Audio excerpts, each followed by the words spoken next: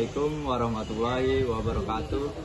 Nama saya Udin Maulana dari kampus Cud Mutia, ingin mempresentasikan minggu ke-7 tentang penipuan dan pengamanan komputer.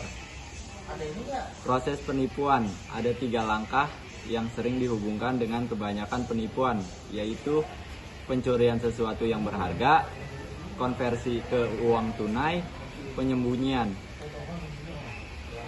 Proses penipuan, apakah cara umum dan efektif untuk menyembunyikan suatu pencurian itu? Untuk membebankan item yang dicuri ke suatu rekening biaya, apakah contoh dari penggajian? Menambahkan sebuah nama fiktif ke catatan penggajian perusahaannya. Proses penipuan, apakah lapping itu? Dalam skema gali lubang tutup lubang atau lapping, pelaku mencuri uang yang diterima dari pelanggan A untuk membayar piutangnya. Dana yang diterima di kemudian hari dari pelanggan B akan digunakan untuk menutup saldo pelanggan A, dan seterusnya. Apakah cheating itu? Di dalam skema perputaran atau cheating, pelaku menutupi pencuriannya dengan cara menciptakan uang melalui transfer uang antar bank.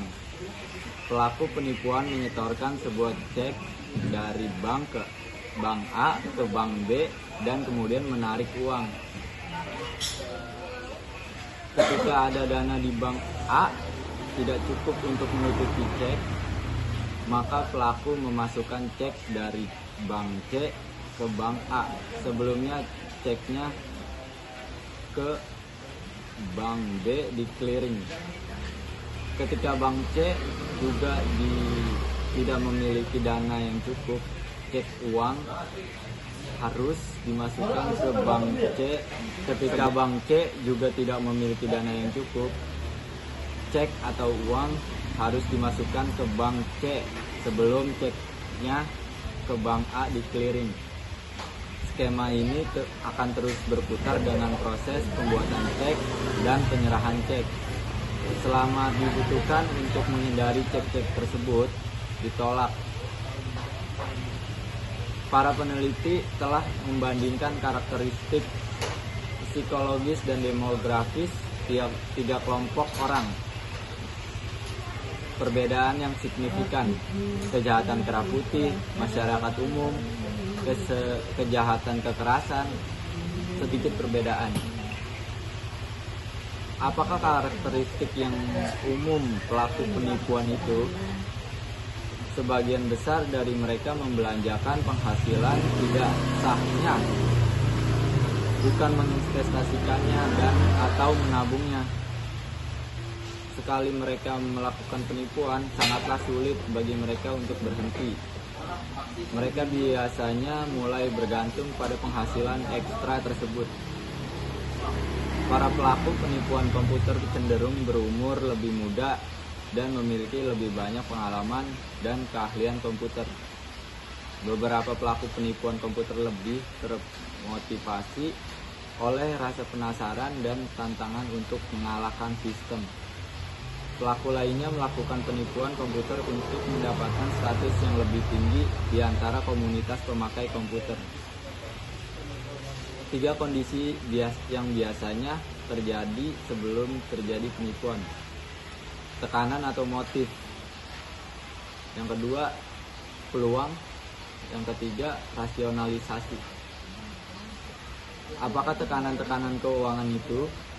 Pertama, gaya hidup melebihi kemampuan. Yang kedua, tingginya hutang pribadi. Yang ketiga, pendapatan tidak cukup. Yang keempat, rendahnya tingkat kredit. Yang kelima, besarnya kerugian keuangan. Yang keenam, besarnya hutang budi. Apakah tekanan-tekanan yang berhubungan dengan pekerjaan itu? Yang pertama, gaji yang rendah, tidak adanya pengakuan atas kinerja. ketidakpuasan atas pekerjaan, rasa takut dan kehilangan pekerjaan, rencana bonus yang terlalu agresif. Apakah tekanan-tekanan lain itu tantangan, tekanan keluarga atau rekan kerja, ketidakstabilan emosi, kebutuhan akan kekuasaan, harga diri atau ambisi yang berlebihan? Peluang adalah kondisi atau situasi yang memungkinkan seseorang untuk melakukan dan menutupi suatu tindakan yang tidak jujur. Peluang seringkali berasal dari kurangnya pengendalian internal.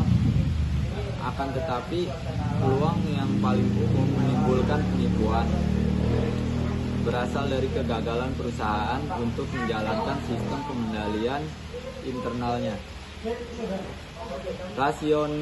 Rasionalisasi. Kebanyakan pelaku penipuan mempunyai alasan atau rasionalisasi yang membuat mereka merasa perilaku yang ilegal tersebut sebagai sesuatu yang wajar. Apakah rasionalisasi itu? Pelaku hanya meminjam aset yang dicuri. Pelaku tidak melukai seseorang, hanya sistem komputer. Tidak pernah seorang pun yang akan mengetahui. Penipuan komputer. Departemen Kehakiman Amerika Serikat mendefinisikan penipuan komputer sebagai Departemen Kehakiman Amerika Serikat mendefinisikan penipuan komputer sebagai tindak ilegal apapun yang membutuhkan pengetahuan teknologi komputer untuk melakukan tindakan awal penipuan, penyelidikan, atau pelaksanaannya. Apakah contoh penipuan komputer itu? Pencurian, penggunaan, akses, modifikasi, penyalinan, dan perusakan software atau data secara tidak sah. Penipuan komputer. Pencuri uang dengan mengubah catatan komputer atau pencurian waktu komputer. Pencurian atau perusakan hardware komputer. Penggunaan atau konspirasi untuk menggunakan sumber daya komputer dalam melakukan tindak pidana. Keinginan untuk secara ilegal mendapatkan informasi atau properti berwujud melalui penggunaan komputer. Peningkatan penipuan komputer. Organisasi-organisasi yang melacak penipuan komputer memperkirakan bahwa 80% usaha di Amerika Serikat telah menjadi korban paling tidak satu insiden penipuan komputer. Peningkatan penipuan komputer. Tidak ada seorang pun yang mengetahui dengan pasti bagaimana perusahaan kalah menghadapi penipuan komputer. Tidak tiap orang setuju tentang hal-hal yang termasuk penipuan komputer. Banyak penipuan komputer yang tidak terdeteksi. Sebagian besar jaringan memiliki tingkat keamanan yang rendah. Banyak halaman dalam internet yang memberikan instruksi per langkah tentang bagaimana memulai kejahatan dan melakukan penyalahgunaan komputer. Penegakan hukum tidak mampu mengikuti pertumbuhan jumlah penipuan komputer. Klasifikasi penipuan komputer.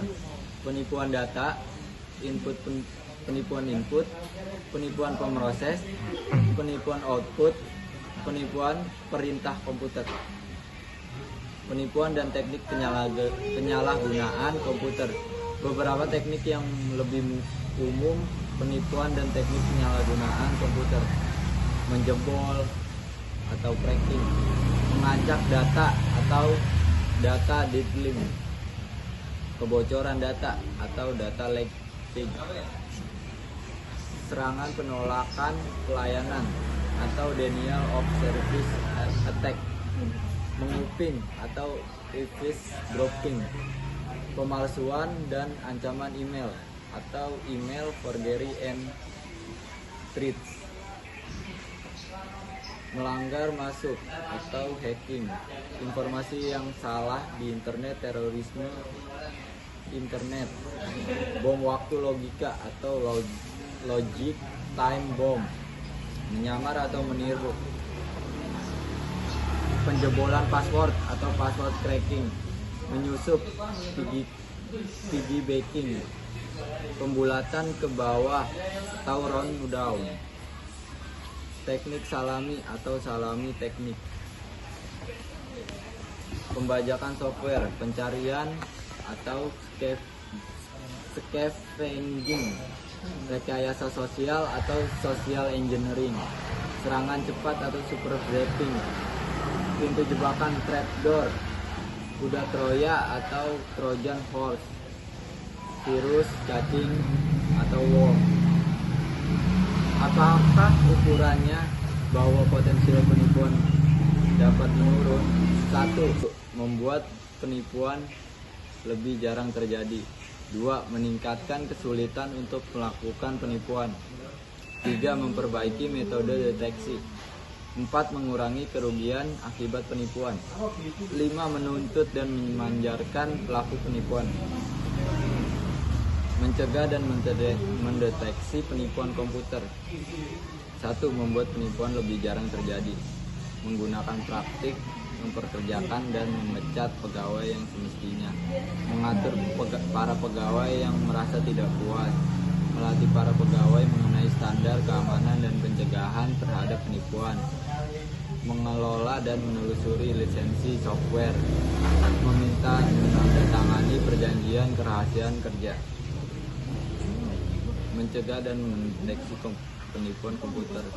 2. Meningkatkan kesulitan untuk melakukan penipuan, mengembangkan sistem pengendalian internal yang kuat, memisahkan tugas, meminta pegawai mengambil cuti atau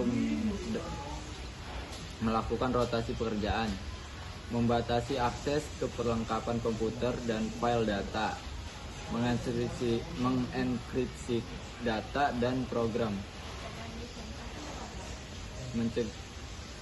Memperbaiki metode deteksi, mengamankan saluran telepon dan sistem dari virus, mengendalikan data yang sensitif, mengendalikan komputer laptop, mengawasi informasi hacker, mengurangi kerugian akibat penipuan, tetap menggunakan jaminan asuransi yang memadai, menyimpan salinan cadangan, program dan file data di dalam lokasi luar kantor yang aman, mengembangkan rencana kontingensi dalam hal kejadian penipuan, menggunakan software untuk mengawasi kegiatan sistem dan untuk memulihkan diri dari akibat penipuan. 5. Menuntut dan memanjarkan pelaku penipuan. Sebagai besar penipuan tidak dilaporkan dan tidak dituntut untuk beberapa alasan di bawah ini. Banyak kasus penipuan yang belum terdeteksi, perusahaan segan melaporkan kejahatan komputer. Petugas penegak hukum dan pengadilan sibuk sekali dengan kejahatan kekerasan, sehingga mereka hanya punya waktu sedikit untuk kasus penipuan yang tidak mengandung kekerasan fisik. Penipuan adalah hal yang sulit, berbiaya mahal, dan memakan waktu lama untuk diselidiki dan dituntut. Banyak petugas penegak hukum, pengacara, dan para hakim kurang memiliki keahlian komputer yang dibutuhkan untuk menyelidiki, menuntut, dan mengevaluasi kejahatan komputer. Sekian presentasi dari saya.